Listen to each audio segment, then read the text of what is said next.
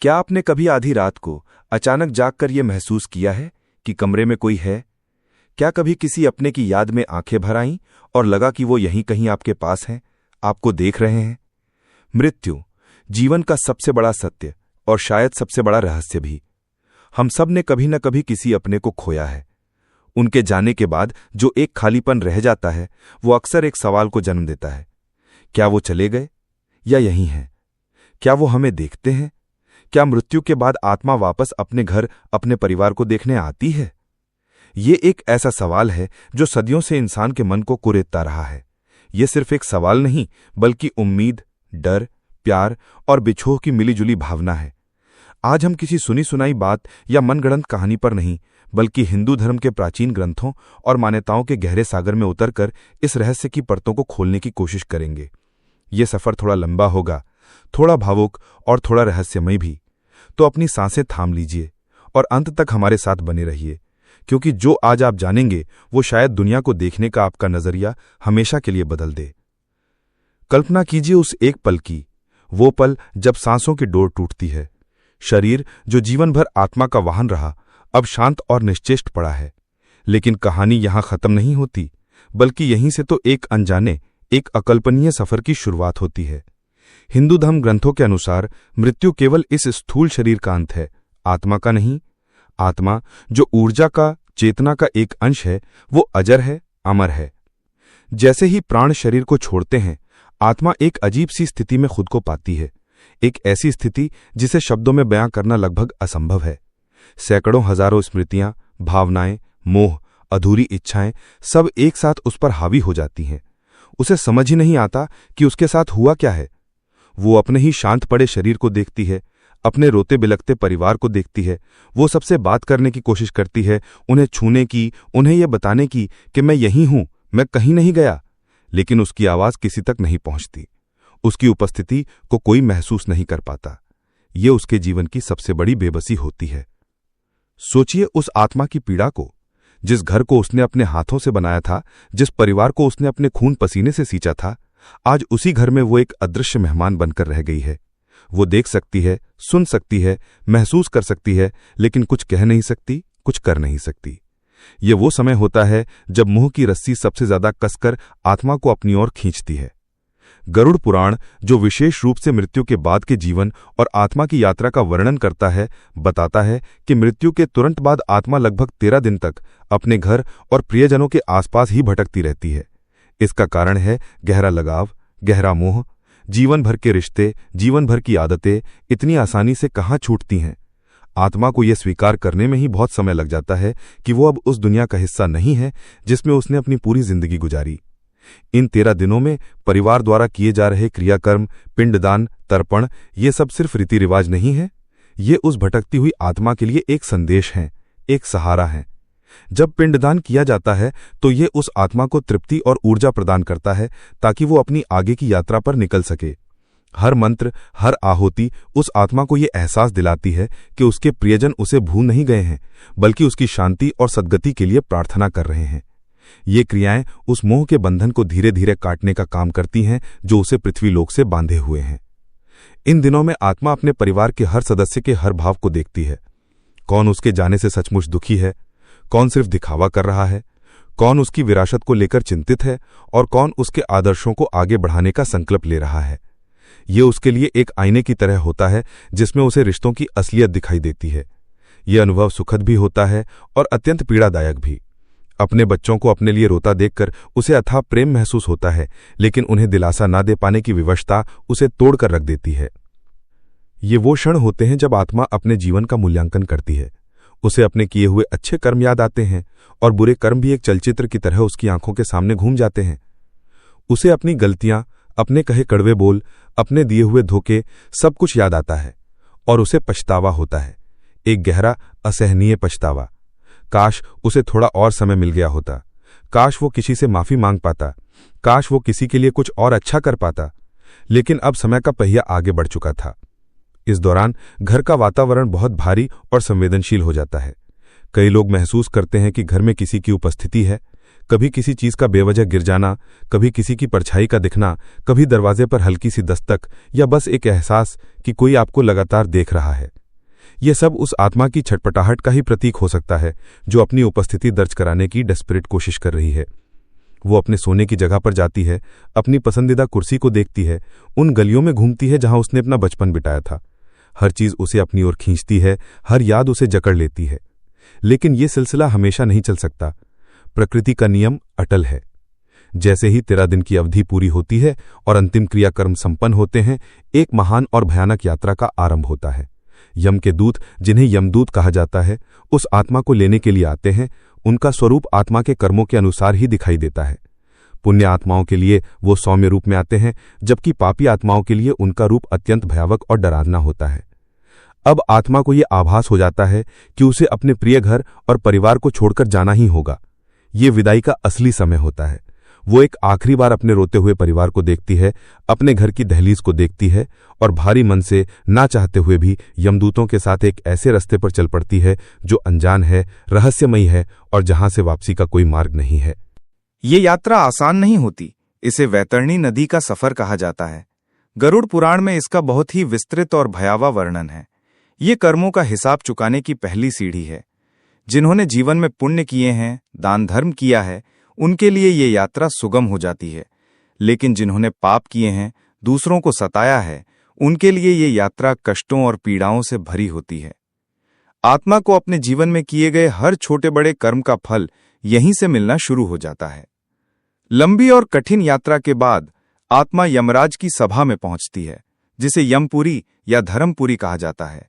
यहां धर्मराज यम, न्याय के देवता, विराजमान होते हैं। उनके साथ होते हैं चित्रगुप्त, जिनके पास हर प्राणी के हर एक कर्म का लेखा जोखा होता है, जिसे अग्रसंधानी नामक बही में दर्ज किया जाता है। आपने जीवन में क्या सोचा, क्या कहा और क्या किया, इसका पूरा रिकॉर्ड उनके पास होता है। कुछ भी छिपा नहीं है। चित्रगुप्त उस आत्मा के कर्मों का पूरा बही खाता यमराज के सामने पढ़ते हैं। पुण्य और पाप दोनों को तराजू पर तौला जाता है। यहां कोई वकील नहीं होता, कोई सिफारिश नहीं होती। आपका कर्म ही आपका वकील है और आपका कर्म ही आपका गवाह। आत्मा चुपचाप सिर झुकाए अपने कर्मों का विवरण सुनती है। उसे अपने जीवन की हर घटना याद आ जाती है। उसे याद आता है कि कब उसने किसी भूखे को खाना खिलाया था और कब उसने किसी जरूरतमंद को दुत्कार दिया था, कब उसने सच का साथ दिया था और कब उसने झूठ का सहारा लिया था।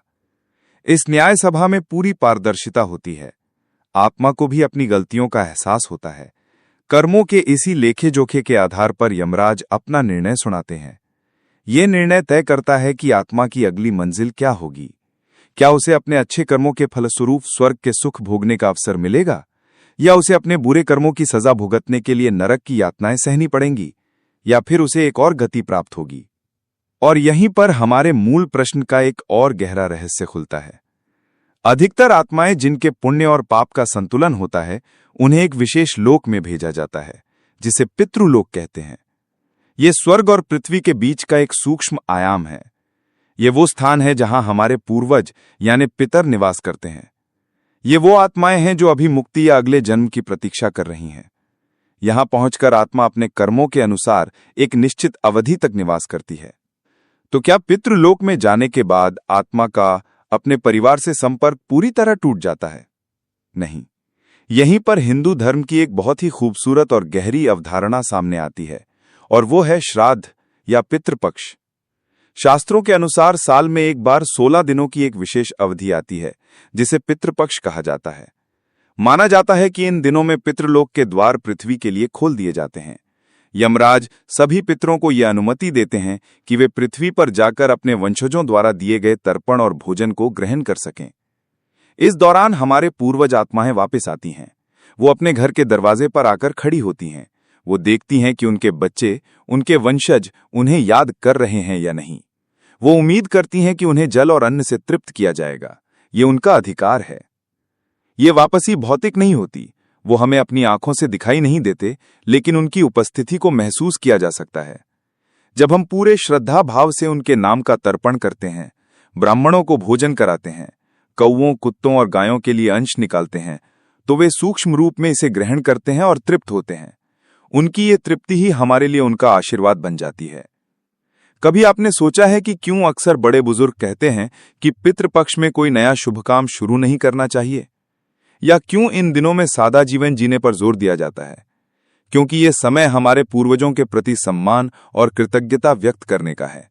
ये जश्न का नहीं, बल्कि याद करने का, आभार जताने का समय है। जब पितर अपने घर आते हैं और देखते हैं कि उनका परिवार खुश है, एकजुट है और उन्हें सम्मानपूर्वक याद कर रहा है, तो वे प्रसन्न होकर आशीर्वाद देते हैं। उनकी कृपा से परिवार में सुख, शांति, समृद्धि और वंश वृद्धि होती है। रुके हुए काम बनने लगते हैं, बीमारियों से छुटकारा मिलता है।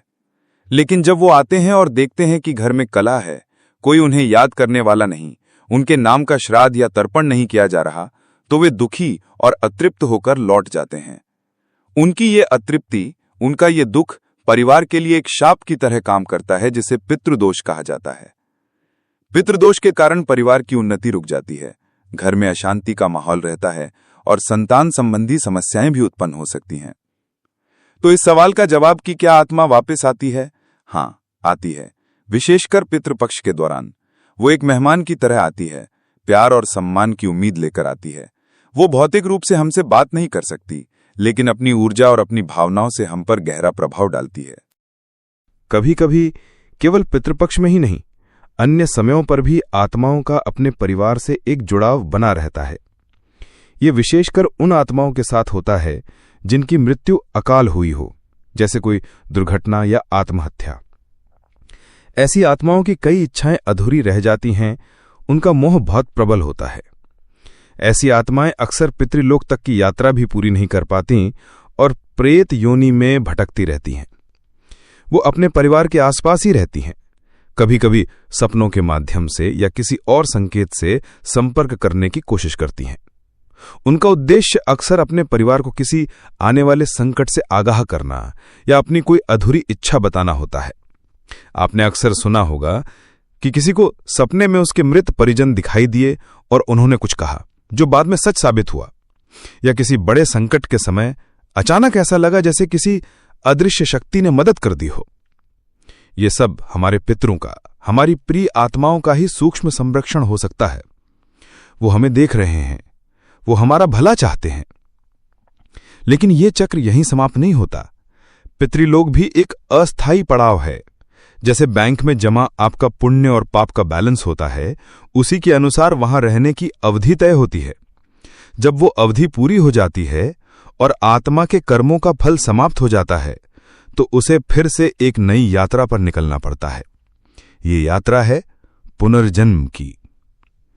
आत्मा अपने बचे हुए कर्मों और अपनी अधूरी इच्छाओं के बोझ को लेकर फिर से पृथ्वी लोक पर एक नया शरीर धारण करने के लिए आती है। उसे कैसा शरीर मिलेगा, किस परिवार में जन्म मिलेगा, उसका जीवन सुखी होगा या दुखी, ये सब उसके पिछले जन्म के संचित कर्मों पर ही निर्भर करता है। और पुनर्जन्म का सबसे बड़ा नियम यह है कि जन्म लेते ही आत्मा अपनी पिछली सभी स्मृतियों को भूल जाती है। उसे अपना पिछला जीवन, अपना पिछला परिवार कुछ भी याद नहीं रहता। प्रकृति का यह नियम बहुत जरूरी है। जरा सोचिए, अगर हमें अपने पिछले जन्म के माता पिता, बच्चे, दोस्त, दुश्मन सब याद रहें, तो क्या हम इस नए जीवन को जी पाएंगे? ये एक असहनीय बोझ बन जाएगा। इसलिए प्रकृति स्मृति का पर्दा गिरा देती है। तो वो आत्मा जो कभी अपने परिवार को देखने के लिए तड़प रही थी, अब एक नए शरीर में एक नए परिवार के साथ अपना नया जीवन शुरू करती है, अपने पुराने परिवार को पूरी तरह भुलाकर। ये चक्र, जन्म और मृत्यु का ये पहिया अनवरत चलता रहता है। लेकिन क्या इस चक्र से बाहर निकलने का कोई रास्ता है? हां, है। और उस रास्ते को कहते हैं मोक्ष। मोक्ष का अर्थ है मुक्ति, जन्म और मृत्यु के इस चक्र से हमेशा के लिए आजाद हो जाना। ये उन पुण्य आत्माओं को प्राप्त होता है जिन्होंने अपने जीवन में निष्काम कर्म किए हैं, ईश्वर की भक्ति की है और आत्मज्ञान प्राप्त कर लिया है, जिन्होंने ये समझ लिया है कि ये संसार, ये रिश्ते, ये सब नश्वर हैं और असली सत्य केवल परमात्मा है। ऐसी आत्मा को न तो स्वर्ग के सुख का मोह होता है, न पितृलोक में रहने की इच्छा, और न ही उसे पुनर्जन्म लेना पड़ता है। वो आत्मा सीधे परमात्मा के दिव्य प्रकाश में विलीन हो जाती है, वो परम शांति को उपलब्ध हो जाती है। और जो आत्मा मोक्ष को प्राप्त कर लेती है वो फिर कभी वापस नहीं आती। क्यों? क्योंकि उसके वापस आने का कोई कारण ही नहीं बचता। उसका सारा मोह, सारी इच्छाएं, सारी वासनाएं शांत हो चुकी होती हैं। वो किसी एक परिवार के बंधन से मुक्त होकर पूरे ब्रह्मांड का हिस्सा बन जाती है। तो अंत में इस गहरे और भावुक सवाल का सार क्या है? क्या मृत्यु के बाद आत्मा वापस अपने घर परिवार को देखने आती है? इसका उत्तर एक सीधा हां या ना नहीं है। ये कई परतों में छिपा हुआ एक गहरा सत्य है। हां, मृत्यु के तुरंत बाद आत्मा मोहवश कुछ दिनों तक अपने घर के आसपास रहती है। हां, पितृलोक से हमारे पूर्वज हर साल पितृपक्ष में हमसे मिलने आते हैं, हमारा दिया हुआ अन्न जल ग्रहण करने आते हैं और हमें आशीर्वाद देते हैं। हां, कभी कभी विशेष परिस्थितियों में अकाल मृत्यु को प्राप्त आत्माएं सपनों या संकेतों के माध्यम से हमसे संपर्क साधने की कोशिश करती हैं। लेकिन अंततः हर आत्मा की यात्रा आगे बढ़ती है। या तो वो एक नया जन्म लेकर सब कुछ भूल जाती है, या फिर वो मोक्ष को प्राप्त होकर सारे बंधनों से मुक्त हो जाती है। जो जुड़ाव हम महसूस करते हैं, जो प्यार हम अपने बिछड़े हुए प्रियजनों के लिए महसूस करते हैं, वो वास्तविक है। हमारी प्रार्थनाएं, हमारा श्राद्ध, हमारी यादें उन तक पहुंचती हैं और उनकी यात्रा में उनकी मदद करती हैं। वो भौतिक रूप से शायद हमारे साथ नहीं है, लेकिन एक ऊर्जा के रूप में, एक आशीर्वाद के रूप में, एक मीठी याद के रूप में वो हमेशा हमारे साथ रहते हैं। मृत्यु केवल शरीर का अंत है, रिश्ते का नहीं, प्यार का नहीं। वो एक अदृश्य धागे से हमेशा हमसे जुड़े रहते हैं, जब तक कि हम भी अपनी यात्रा पूरी करके उस परम सत्य में विलीन ना हो जाएं। हमें उम्मीद है कि इस गहरे और भावुक विषय पर हमारी ये प्रस्तुति आपके मन में उठ रहे कई सवालों को शांत कर पाई होगी और आपको एक नई दृष्टि दे पाई होगी। ये ज्ञान हमारे प्राचीन ग्रंथों की देन है, जो हमें जीवन और मृत्यु के रहस्यों को समझने में मदद करते हैं। अगर आपको हमारी ये कोशिश पसंद आई हो और ये जानकारी आपके दिल को छू गई हो, तो कृपया इस वीडियो को लाइक करें और इसे अपने दोस्तों और परिवार के साथ शेयर करें, ताकि ये ज्ञान और लोगों तक भी पहुंच सके। और अगर आप भविष्य में भी ऐसे ही गहरे और ज्ञानवर्धक विषयों पर वीडियो देखना चाहते हैं, तो हमारे चैनल ज्ञान एक शक्ति को सब्सक्राइब करना ना भूलें और बेल आइकन को जरूर दबाएं, ताकि हमारी कोई भी नई वीडियो आपसे मिस ना हो। आपके समय और ध्यान के लिए बहुत बहुत धन्यवाद।